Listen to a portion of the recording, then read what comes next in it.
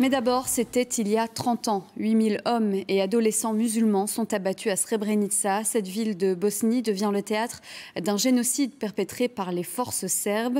Aujourd'hui, personne n'a oublié. Et chaque année, cette journée est un hommage aux victimes massacrées, mais aussi à leurs familles et aux survivants. Frédéric Varlet, Esmeralda Labi.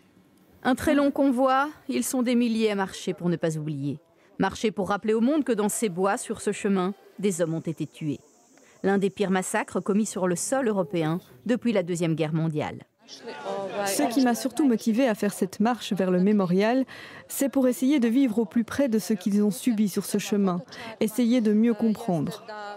Nous faisons vivre la mémoire du génocide qui a été commis à Srebrenica, afin de passer le message aux futures générations pour qu'elles n'oublient pas ce qu'il s'est passé et que cela ne se répète plus jamais.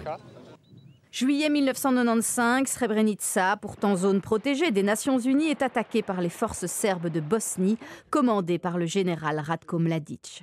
Les femmes, les enfants, les vieillards sont isolés, les hommes massacrés.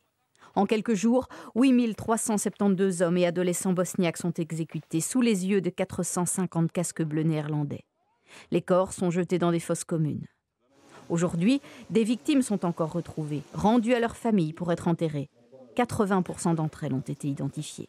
Nous ne réclamons pas la vengeance. Nous voulons juste savoir où sont nos enfants, nos maris. Je suis une mère dont 2 fils ont été tués, mon mari aussi, ainsi que 32 autres membres de ma famille. À Srebrenica, il y a désormais 10 fois plus de tombes que d'habitants. Ceux qui ont survécu ont préféré partir. Le lien de confiance entre les communautés reste difficile à renouer. La communauté internationale a régulièrement été accusée d'avoir abandonné les victimes, en n'ordonnant pas de frappes aériennes sur les positions serbes. Longtemps en fuite après la guerre, les 2 principaux responsables de ce massacre seront tous 2 condamnés à perpétuité pour génocide, crime contre l'humanité et crime de guerre.